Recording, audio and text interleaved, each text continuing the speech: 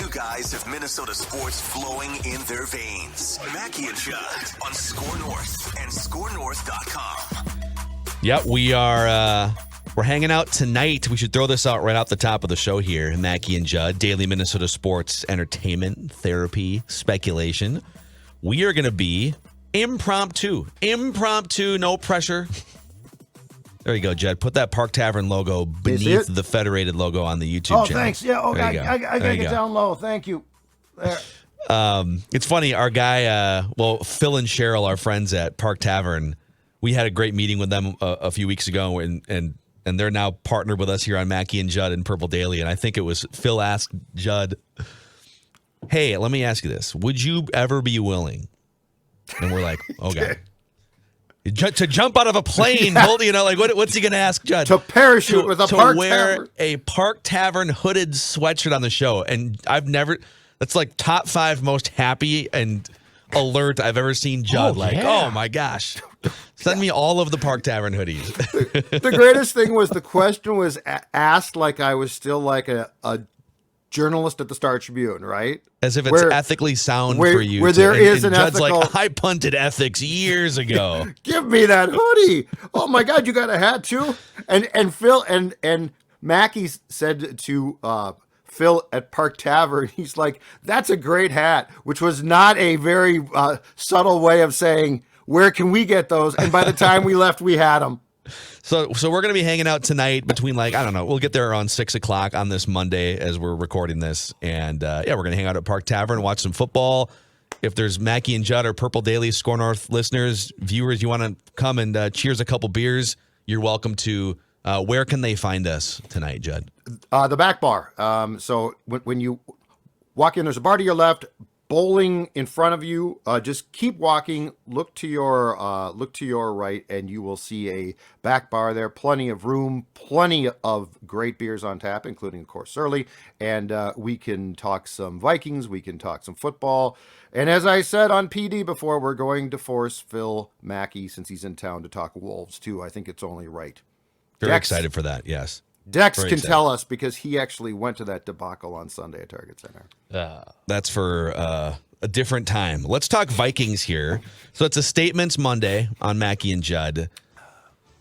I'd like to lead us off because it's kind of it's in response to a question that someone left on the YouTube channel. I'd like to read the question and then issue a statement on it. Okay. So the question comes from Greg Schlichter. If I asked you guys this last year, who would you rather have, Kirk Cousins or Russell Wilson? What would you have said straight up? Well, we did this episode like 5 times, I feel like, on Purple Daily during the speculative pre-free agency run where the Vikings changed out their front office and their coach. Cousins' contract was coming up, in less than a year. And I remember definitively saying, I would trade multiple assets for Russell Wilson, get him with an offensive-minded coach, and let him lead the franchise. And he's one of the top 5 or 6 guys I would pay premium quarterback money to let him lead the franchise. And my statement off of this question from Greg is, thank God the Vikings didn't hire Nathaniel Hackett or trade a truckload for Russell Wilson. Now, I will say, I think there's a bounce back in Russell Wilson's future with a different head coach. I don't think there's a bounce back for Nate Hackett. I think he's probably going to get fired before the season's over.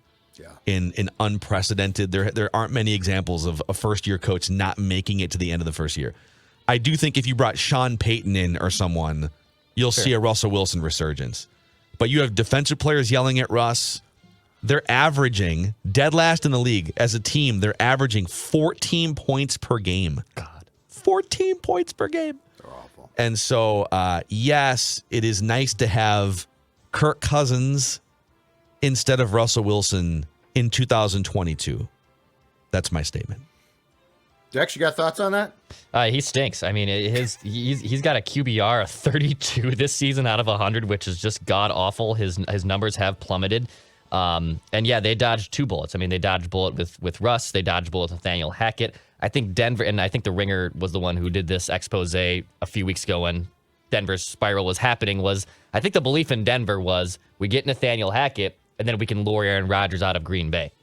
Well, that didn't go according to plan. So then they settled with Russell Wilson, which on the surface is not a bad backup plan if the initial plan was Aaron Rodgers. But it is bad in Denver. It is awful. He is completely incompetent, and no one likes Russell Wilson right now. That's the incredible thing. Like, he has gone from, let Russ cook, and Russ appears to be in control of the team and the locker room, to a pariah now, which there had to be something there that we didn't know. Like, you don't just turn your personality. Like, there had to be things that rubbed guys the wrong way that they put up with because Seattle was successful. I owe apologies personally to a lot of folks. First of all, Pete Carroll. I thought you were an idiot. Like, I called for your firing. I said to Phil more than once, why is he still there? Like, what's going on? Why would you pick Pete Carroll above Russ? Geno Smith's been great, and I was totally wrong there. I owe an apology to Kirk Cousins. Every one of those episodes that we did, which was probably 5 deep, I said, oh yeah, Russell Wilson, Kirk. I scoffed. I laughed. I laughed in the face of the Cousins, Kirk might be, no. Russell Wilson, go get him. So I was totally wrong. Independent of Cousins, the transformation of Russ into this pariah is an incredible story.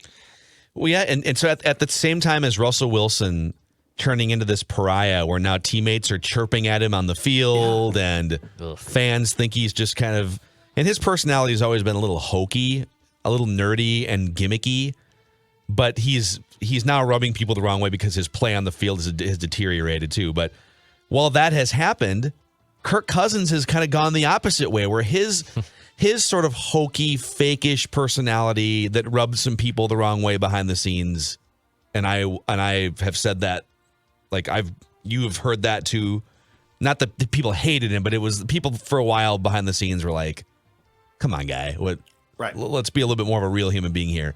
Yep. He is now. Now he is like being comfortably himself, and he's become this likable figure that players rally around, and they're putting the chains on him on the plane, and they're, it's kind of amazing to see the flip-flop. So again, I do think there is a Russell Wilson bounce back with the right coach. They need to hire Sean Payton. But yeah, thank God the Vikings chose Kevin O'Connell and Kirk Cousins over Nathaniel Hackett and Russell Wilson. What a disaster. All right, here's my statement off of the upcoming game on Sunday between the New York Jets and the Minnesota Vikings. Ordinary name, extraordinary quarterback. That's my statement, just because it sounds good. So Mike White, who is... How many Mike Whites are in the phone book? Oh, it's got to be. You will be spending the rest of today and probably all of tomorrow counting that. Is there a website you can find it? All the Mike Whites. So the switch from Zach Wilson, who the Jets obviously think or thought was their future, to Mike White yesterday resulted in, now it was against the Bears, but Mike White throws for 3 touchdowns, 315 yards, 31-10 win. The Jets are now 7-4, and they're clearly going to stick with Mike White. Bad timing right there, because I would say that, okay, bring Mike White here, right, against this defense, but they're 31st in yards surrendered. Then I would say, yeah, but Mike White's young. He's going to get flustered here. Well, I said the same thing about Mack Wilson, and guess what? He had enough time to throw. He didn't get flustered. So this is going to be a definite test for the Vikings offense against a very good Jets defense. But now, just as importantly, Mike White against the Vikings defense could be a whole lot more interesting than it set up to potentially be when it was going to be Zach Wilson against that defense. Yeah. If you would have told me a few weeks ago, like, hey, the Vikings are going to face the Jets and Mike White's going to start, how do you feel about that? I would have said, awesome. Not anymore. No. Especially not.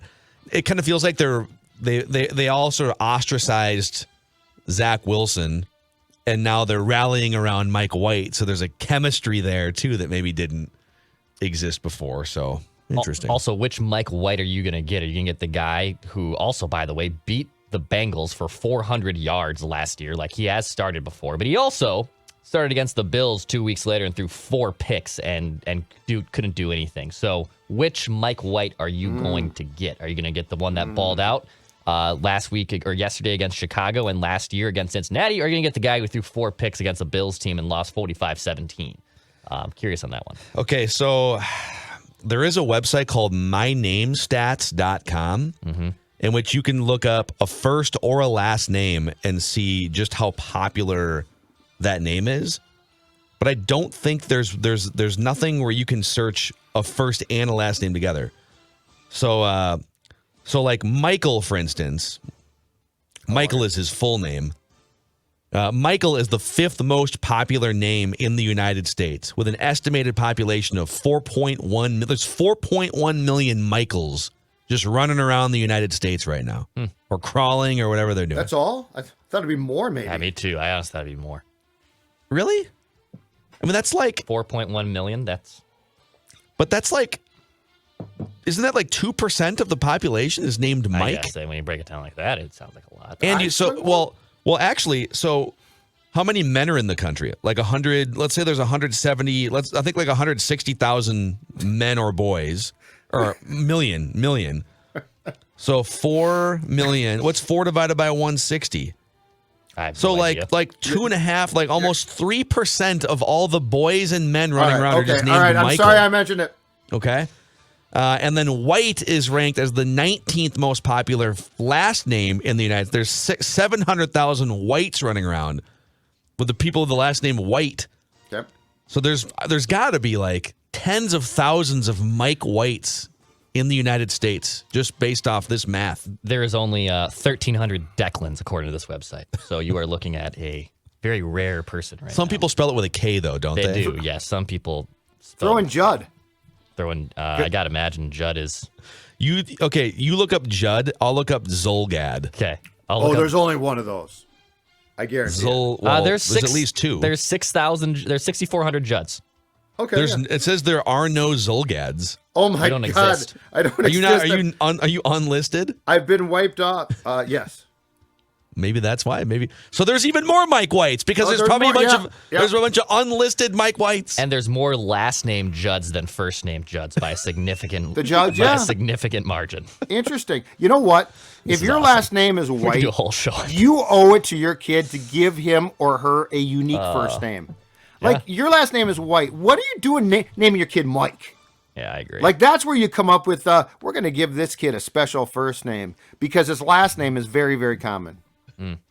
Did you see last night someone snapped a photo of the 2 quarterbacks that were on the field in the second half together?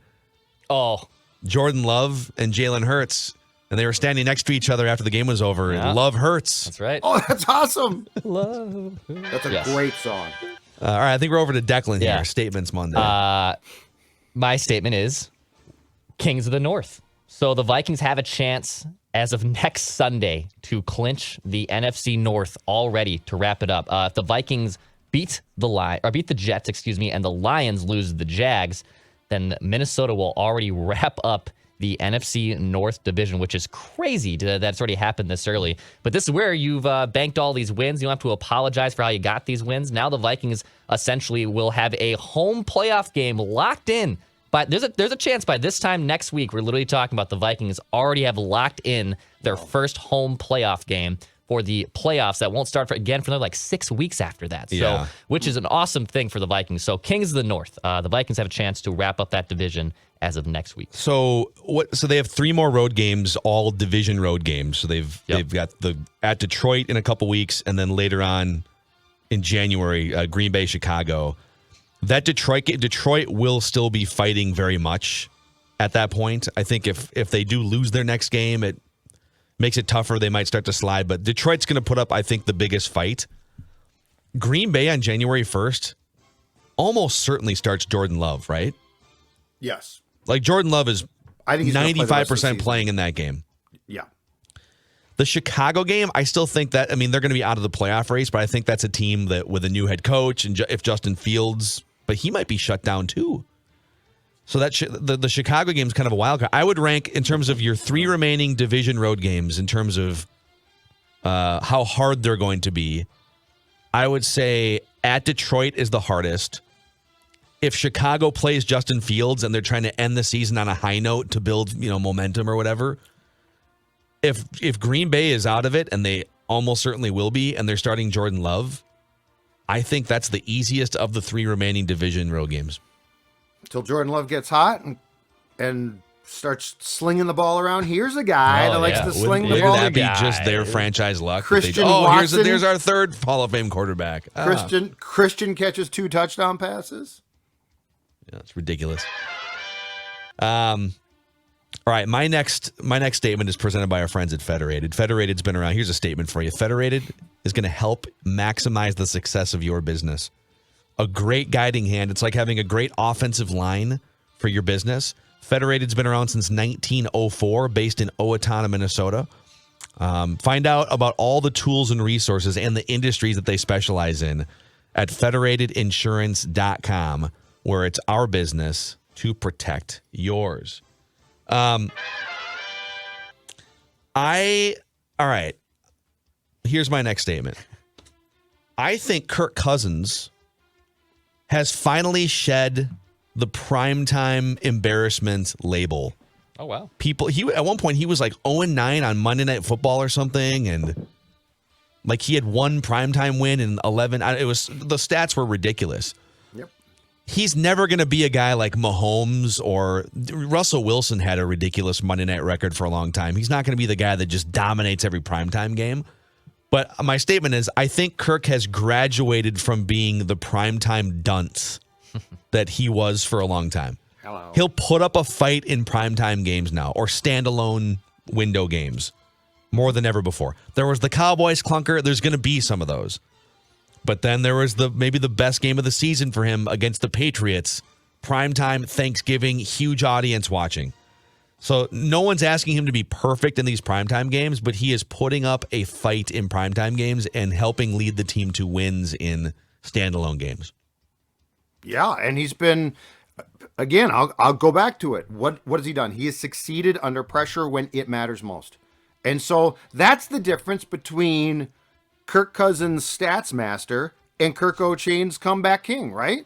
Mm-hmm. Like the difference is that. Do you have a clutch gene? Because you know what? I don't care. I don't care what you do passing-wise when your team's down by 21. I don't care what you do passing-wise in the second quarter of a game when you go off, but then in the fourth, you choke.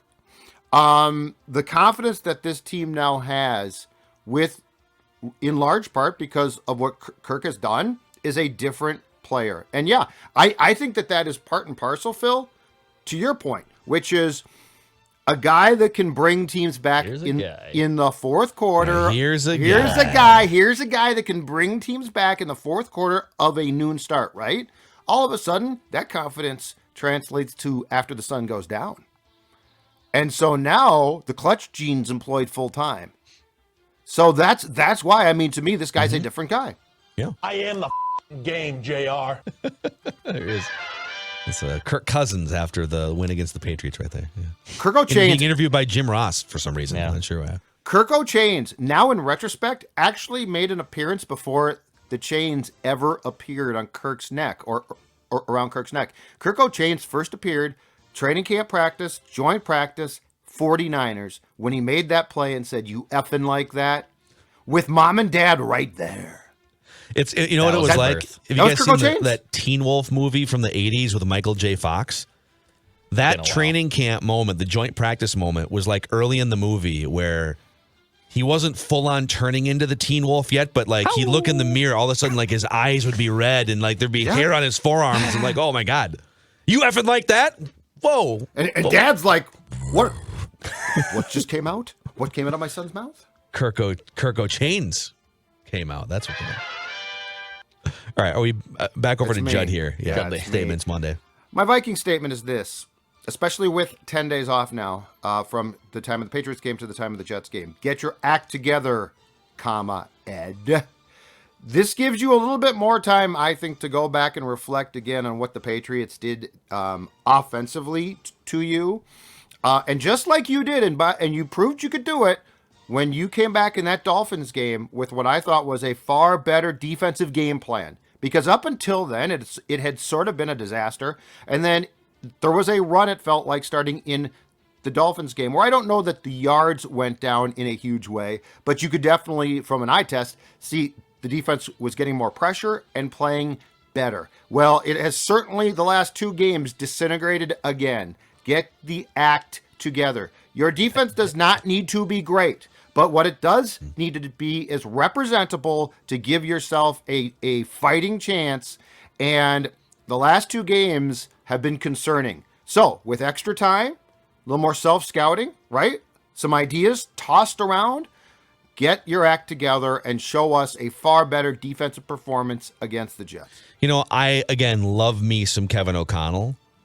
We used to rip Mike Zimmer all the time for not popping his head into an offensive meeting once in a while, other than stop throwing the ball, run the ball, run the ball, run the ball, right? Like, I didn't want him to just, like, take over the offense because defense was his side of the football. But Mike outsourced offense to a fault. And he only got involved when he was mad and he wasn't like productively involved in innovating the offense, right? It felt like he was putting shackles on the offense. Yes. Does Kevin O'Connell deserve some criticism? And again, we're not there behind the scenes. I don't know. Maybe he is spending some time in defensive meetings that we don't know about, but he's clearly been focused on the offense and play calling and Kirk Cousins relationship. Does he need to get a little bit more hands-on? I mean, probably yes. And look, no one's expecting a miraculous turnaround for this thing to become the 2017 Vikings defense. But if you're going to make a playoff run, this has to be shored up to a certain point. Like this will... Dodging bullets in the regular season becomes far more difficult in the playoffs. So if you don't get this turned around to an acceptable point where you are not giving up yards after yards, and as we talked about on PD last night, the other problem is your red zone success defensively is not good. I mean, this is a recipe for playoff disaster. You have had a very fortuitous year in which a lot has gone right, but you've also played well. You need to capitalize, just like you did, and full credit. The Hawkinson trade was a nod to, oh, hold on a second here, right? We're playing pretty well. What could we use? They went out and addressed it, and that was fantastic. Defensively, there's no magic elixir to bring in, but it needs to be addressed. It would be a damn shame if Ingram, Joseph, or the defense cost you a game, because each one of them in their own way has given you a warning. Danger. Like the alarm's going off. Are you going to shut it off and fix it? Or are you going to ignore it and just drive hope, that car into the ground, baby, and just keep driving. say, yeah, the alarm's going off, but my apartment alarm always goes off. I'm going to go back to sleep, and the next thing you know, it's a 6-alarm fire. Oh, my carbon monoxide alarms just chirp all the time. I don't know. Exactly. I just If he just dies, unplug them. he dies. Yep, exactly right. All right, Dex, give us one more Viking statement. My last one is stay ahead of San Francisco. And what I mean by that is, so right now in the NFC playoff picture, the Vikings have the 2 seed, and they have it by 2 games. They're 9-2. The Niners are 7-4. Do everything in your power to remain ahead of San Francisco in the standings. I want nothing to do with going to Santa Clara and playing San Francisco. Playing San Francisco in Minneapolis is already going to be tough as it is. But right now, the Vikings have a 2-game cushion on them. Conference record, I believe, Judd, right, is the next tiebreaker if there's no head-to-head matchup. Yep. So the Vikings and the Niners are both also 6-2 in the NFC conference. So do everything in your power. You're still in the driver's seat to be the number 2 seed in the NFL, but do everything in your power, in my opinion, to stay ahead of San Francisco. I do not want to go to Santa Clara. San Francisco has some tough games in the next month. They play home against Miami this Sunday. They play home against Tom Brady and the Buccaneers the following Sunday. And then they play at Seattle. And they've passed Seattle in the standings, but at Seattle is a Thursday night game.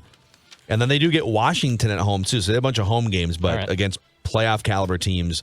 And then at Vegas and home against Arizona. So those are the 6 games they have left. If they go 4-2 or worse, I think the Vikings are fine.